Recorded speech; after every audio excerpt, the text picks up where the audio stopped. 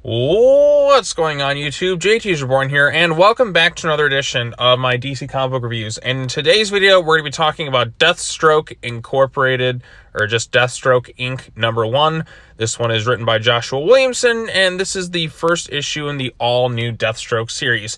Now, I really like the character of Deathstroke. I think he's one of the most fascinating DC comic books villains, sometimes anti-hero.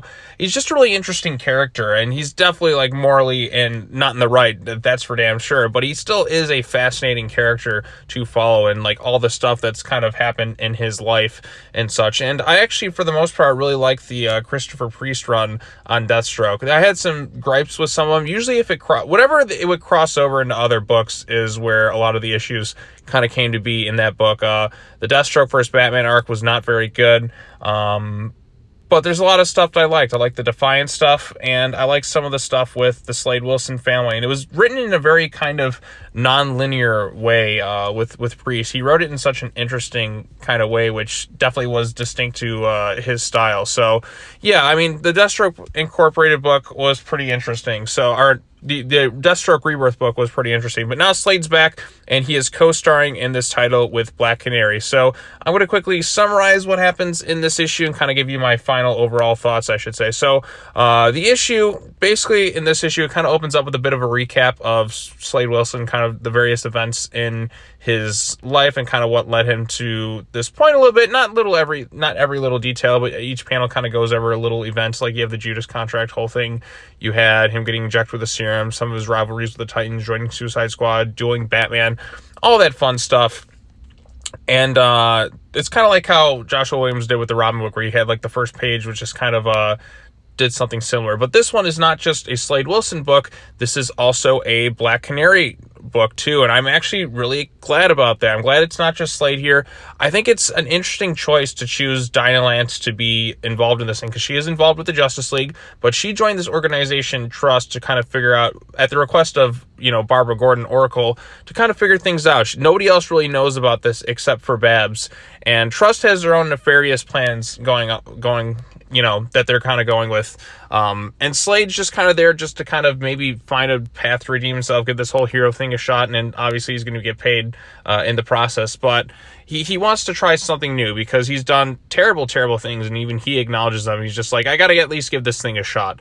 So this issue, it's kind of weird. We also learn a little bit who's in here. We have Hiro Akamura, who is aka Toyman 2.0, and T.R.U.S.T stands for, by the way, Transparent Researchers United for Strategies and Technologies. He's basically their whole entire tech guy. He's got all this Batman technology at his disposal. In fact, Slade uses it to take down the Batmobile. So we also have the director of T.R.U.S.T, which is Juliette Ballantine. Yeah, also I should mention there was a bit of a setup for this thing. I think it was in Batman Urban Legends #6, so if you wanted to check that out, you can check that out as well. Slade comes in here with a stolen Batmobile. I love this panel right here. It feels right out of like a 1980s sci-fi or action movie. Just the titles here. Just look at that image of Deathstroke. It's pretty awesome. He comes in there, he just guns all these people down. It's kind of weird because they're searching for Hive, and this like the queen of Hive, or whatever, the organization Hive. And apparently this group of town folks like drink this honey or something like that, and it converts them into like bioweapons, and bees burst out of them. I'm not sure how it all works, but it's kind of a really disturbing, messed up thing where people just like explode into like nanite bees, or whatever you want to call it. It makes me think of the movie Candyman. So yeah, the whole Candyman scenario, like I just feel like they're doing bad with the Candyman and all his killer bees. But yeah, so they got all this technology. They're going in there trying to take down like the queen of Hive. There's a little, and she's kind of creepy too. Like she like turns into like, she has like this liquid honey that she squirts at them, which can change people's insides and stuff and give them control. A lot of really kind of messed up, weird stuff going on here. Little hives, and then they kind of blow up the place. And as they're talking, Black Canary kind of breaks down their comms and tries to figure out why Slade's doing this. And he kind of gives her a little bit of an answer. And after everything's done, he's like, I want to give this thing a shot. So T.R.U.S.T called him, offered a challenge. He's like, I'm going to give this thing a shot. I'm going to try this whole hero thing, see what happens.